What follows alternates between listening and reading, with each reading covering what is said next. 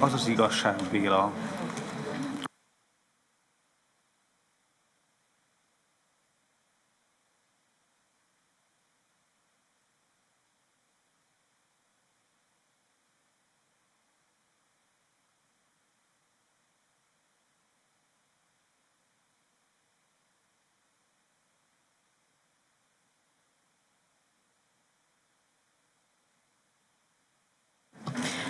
Good afternoon, dear colleagues. Please try to take your seats. We have to start our group meeting.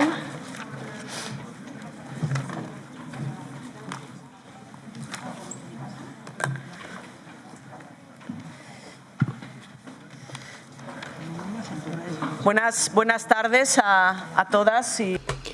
Good afternoon, everyone. I would like to start this special group meeting today, starting first and foremost, of course, by thanking Jens Stoltenberg, the NATO Secretary General, who replied to the invitation that the S&D group sent him to take part in this exchange at such an important moment for Europe, an important moment for our parliament, and an important moment also, of course, for our political family. This is a really crucial moment for security in Europe and indeed around the world. 7 months ago, on the 24th of February 2022, let's never forget that date, Russia once again attacked Ukraine, our common European neighbour. This illegal war of aggression was unprovoked, totally unjustified, and it was a serious violation of international law. Thousands of Ukrainian civilians have lost their lives. Thousands of millions of Ukrainian citizens have been internally displaced, and millions have fled into neighbouring countries. From the outset of this war, Putin's war against Ukraine and its people, the EU has taken unprecedented action. We have provided a massive humanitarian support to Ukraine, also military and economic support. We've adopted consecutive sets of sanctions, unprecedented once again, which exert huge pressure on Russia and its ability to continue this war against Ukraine. And we are also working intensively on an international reconstruction platform. But we want to do much more than that. We want to give hope to all Ukrainians, hope that this war will come to an end, hope in a better, brighter future together. And the European prospects of Ukraine, these same hopes that it will have the same strength that it had for all of our countries when we decided to join the European Union. Secretary General, as you well know, Russia's war of aggression against Ukraine is not simply an attack on a European country. It's an attack against order and peace on this continent, against the institutions that represent it and defend it. And it's also a threat to the very foundations on which the European Union has been built, as well as cooperation between the EU and NATO. It's an attack against international order based on standards, international agreements and the Charter of the United Nations. And that's why we have to continue building our relations, to promote our relations and shape a new agenda which is able to breathe new life into the international system. Russia is an existentialist system to the existence of that international system based on rules for Europe, for the North Atlantic community, and everyone depending on it. Russia is openly challenging the international community, its principles, its standards, its institutions, and its representatives. And this is shown, amongst other things, by the fact that during the General Assembly, the UN General Assembly, Russia was threatening world food security and threatening the nuclear option as well. We heard what the Russian president had to say. Russia is a permanent member of the Security Council, and according to the UN Charter, the permanent members of the Security Council bear special responsibility towards maintaining peace and security throughout the world. But Russia is doing the exact opposite. First and foremost, Russia is mobilizing its war in this war of aggression, which is prohibited under international law, condemned by the international community, and also condemned largely by its own populations. We've seen over the last few days that the Russian people are starting to come out against this. And secondly, Russia and its allies are conducting these totally illegal referenda in 4 regions of Ukraine currently under occupation. And thirdly, Russia is taking the international community very lightly, threatening the use of nuclear weapons. Now, to be successful in our response, we have to stand united and focus on measures which are sustainable in both the short and the medium term. We know that a divided union can simply be a benefit to Putin. A union which doesn't do what it wants is not meeting up the requirements of its citizens. So we have to isolate as far as possible all of those populist far-right leaders who are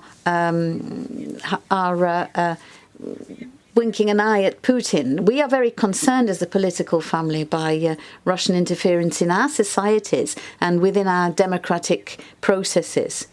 We've had a special committee looking into this question of interference from Russia in our democratic processes. And also what we saw in recent elections, we're even more concerned about the risk that may pose. But unity also consists of the citizens of the European Union being with us on this difficult path, and the decisions we've taken focusing on the social and economic consequences of this war. This means that we have to support all the measures of support for Ukraine and necessary measures to bring us close to the citizens who are suffering the consequences right now in social and economic terms. Not doing that can only create division and be of benefit to those who want to challenge our unity. We need to stand together, and that's why it's also important that we make headway on policies which will address these social and economic consequences. Secretary General, the transatlantic partners must stand united and be stronger than ever right now. Decisive moments require decisive action. We saw this in the Madrid summit. And that's also the spirit of Finland and Sweden's request to join NATO. We need to promote standard-based international law based on peace. And we think that there is a unique possibility for cooperation. I know that you're working now on a joint declaration to advance in this association. Putin wants to divide us, and he's done exactly the opposite. He's managed to bring us even closer together because we are fully aware of the fact that united, we are much stronger. And I'd now like to give you the possibility to explain what this war means for stability and peace in Europe. We will continue to play a decisive role in furthering cooperation between NATO and the European Union in a joint agenda that we would like to shape based on the values that we share. Secretary General, thank you very much for having joined us, and you now have the floor. Thank you so much, President Garcia, Irache. It's really a pleasure to be here and to meet with you all, and thank you for inviting me. I have visited the European Parliament and the European institutions many times. I actually visited also different political party groups here, but never the Socialists and the Democrats. So I think it's now time that I actually meet also with you. I feel at home among friends, and I think it is a great thing that we have this opportunity to sit down and to address a very difficult, important, serious issue, and that is the war in Ukraine, the brutal war of aggression by Russia against Ukraine. But let me just briefly start with a reflection attention on something that matters for me, and that is the fact that NATO and the European Union, we have a lot in common. We are two different institutions, two different organizations, but we share the same values, we share the same neighborhood, and we also share many of the same members. When Finland and now are joining NATO, 96% of the people living in the European Union, they will live in a NATO country, be protected by NATO. So meaning that we have really a lot in common. And then, of course, we also have in common the fact that we share the same neighborhood and share the same threats and challenges. And that we see in Ukraine, a neighbor of NATO, a neighbor of the European Union, and something that matters for all of us. Just a few hours ago, I spoke with President Zelensky, and I told him again that NATO allies, partners, Europe, North America, we stand in solidarity with him, and we admire the courage the Ukrainian people have demonstrated, the Ukrainian armed forces, and also, of course, the strength and the determination of the political leadership. What we now see is a brutal war of aggression. It's a blatant violation of international law, and it's an absolutely unjustified invasion of a neighbor. I say this because it is extremely important to understand that if we don't react against this war, this brutal invasion, then we are actually jeopardizing not only the security of Ukraine, but also our own security. Because then the lesson learned for President Putin and other authoritarian leaders will be that if they use military force, violate international law, they get what they want. And that's bad for Ukraine, but it's also bad for us. And that's the reason why we have stepped up and supported Ukraine in the way we have done over the last months.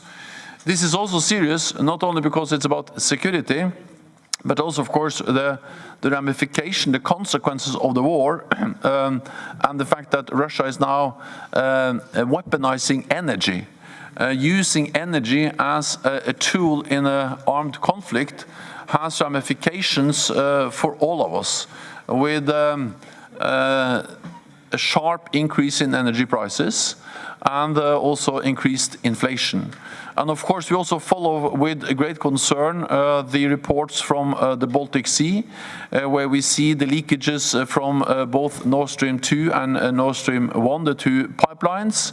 This is something we monitor closely from NATO. We are, of course, in close contacts with the NATO allies involved, Denmark, but also with Sweden, soon to become a NATO member. And this is something that is extremely important to get all the facts on the table, and therefore this is something we will look closely into in the coming hours and days, in close cooperation with NATO allies and our partner or invitees soon to become NATO member, Sweden. Then I will be quite brief in my introduction because I think it's important to leave time for interaction with you. So I will just focus on what is NATO's core tasks, main responsibilities, and also in many ways also EU's core responsibility. And then I'm ready to answer questions, comments on all the issues I don't address in my introduction. NATO has fundamentally two core tasks when it comes to the war in Ukraine. One is to ensure support to Ukraine, and the other task is to prevent escalation of the conflict. First, on support for Ukraine. What we have seen over the last weeks is unprecedented support, with military support, weapons, ammunition, financial support, humanitarian support, and of course also NATO allies, European Union and others have implemented unprecedented sanctions on Russia to ensure that they pay a heavy price for this brutal war against Ukraine. What we see is that this support is making a difference on the battlefield every day. President Putin has made a big strategic mistake. He thought he was able to win over Ukraine within days, to take control over Kiev within days. He was absolutely wrong. He has been driven out of the north, the areas around Kiev. Then he launched the offensive in Donbass. Now that offensive has been stalled by the Ukrainian armed forces, and actually the Ukrainian armed forces have been able to retake territory. This is, of course, first and foremost because of the courage, the skills, the determination of the Ukrainian armed forces, but it would not have been possible without the substantial support from countries sitting in this room, from all NATO allies and the EU. What we need to realize that wars are unpredictable, so no one can tell how long this will last. And of course we need to understand that this can continue for the long haul. So therefore we need to be prepared to continue to provide support to Ukraine for the long haul. And therefore we need also to ramp up production. I met with NATO armament directors this morning, and we are now discussing how we also, in cooperation with the European Union, can ensure that we produce more, so we can deliver more, both to ensure our own deterrence and defense, but also to provide support to Ukraine. I have to admit to you that it is a paradox that we as political leaders have to spend so much time, so much energy, so much money on defense. Because we all would like to spend that money on education, on health, on infrastructure, instead of ramping up defense production. But the reality is that we don't have any choice. Because when we are faced with aggression, as we see in Ukraine, there is actually defense, and only defense, that can stop that type of aggression. And that's the reason why we are in that tragic situation, that money that we should have used for something else now has to be used for supporting Ukraine, because if they lose, that will be bad for all of us. So the first message is that we need to continue to support Ukraine. The other message is that we need to prevent this war from escalating. We have seen actually some escalation over the last days, caused by Russia, caused by the sham referendums which Russia are now organizing in 4 regions of Ukraine. But also combined with the nuclear rhetoric from President Putin and other Russian leaders. This is an escalation of the conflict. It will cause more death, more suffering, and of course the sham referendums, the nuclear rhetoric, combined with also the mobilization of armed forces in Russia, all of this is a serious escalation of the conflict. Our message is that any use of nuclear weapons is absolutely unacceptable. It will totally change the nature of the conflict, and Russia must know that the nuclear war cannot be won and must never be fought. I'm not saying that the likelihood of nuclear weapons it's very highly likely that they will be used, but I'm saying that when we see that kind of nuclear rhetoric again and again from Russia, from President Putin, it is something we have to take seriously. And therefore we are conveying the clear message that this will have severe consequences for Russia, and that the nuclear war must never be fought. Then there is, of course, another type of escalation, and that is an escalation beyond Ukraine. The war that is going on in Ukraine now is bad and a tragedy for the Ukrainian people. But of course, a full-fledged war between NATO and Russia will be even worse. Therefore, we need to ensure that this doesn't evolve into a full-fledged war in Europe. And we do that partly by being very clear that NATO and NATO allies are not party to the conflict. What we do is to support Ukraine. But we don't have NATO troops in Ukraine, we don't have NATO planes in the air, but we provide support to Ukraine.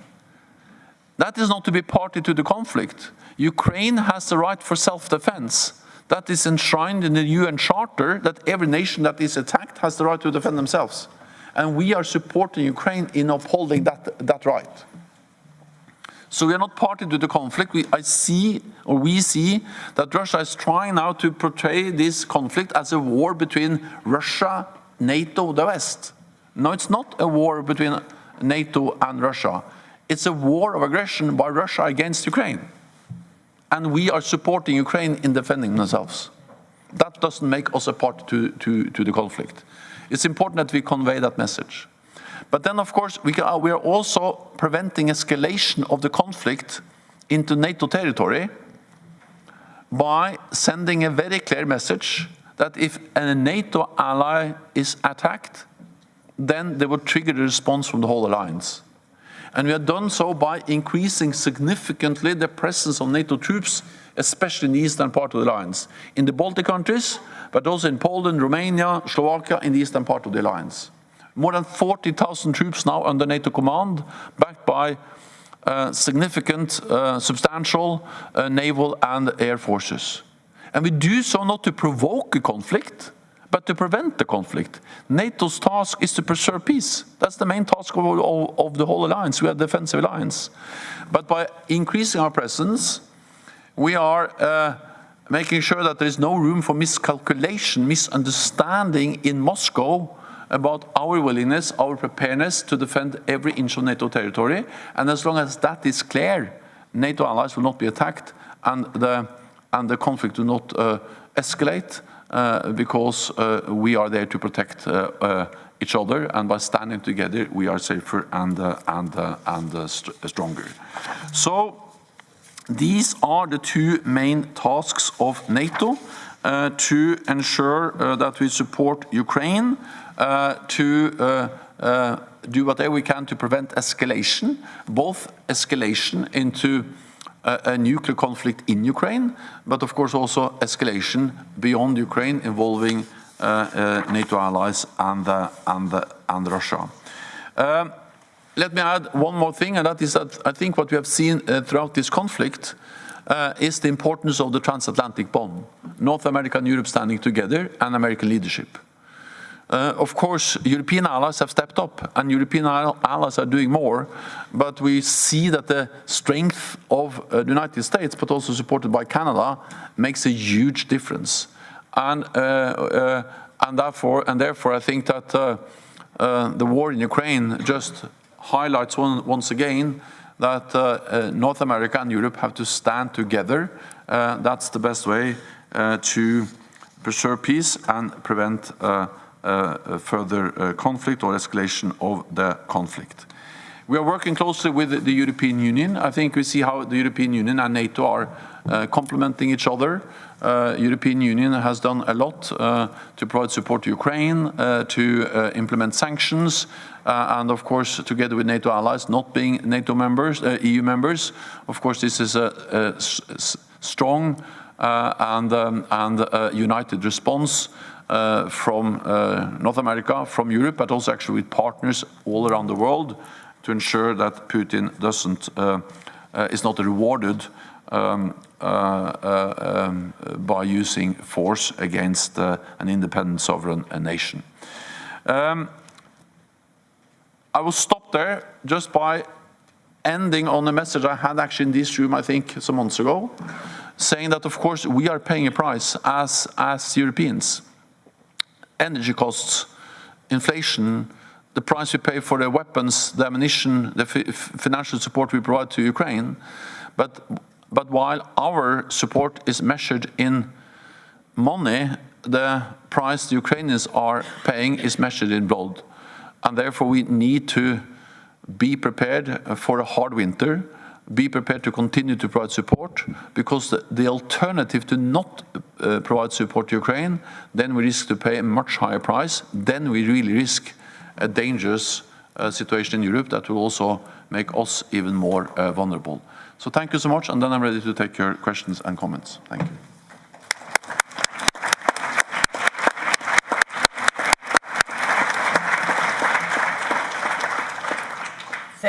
you. Thank you, Secretary General.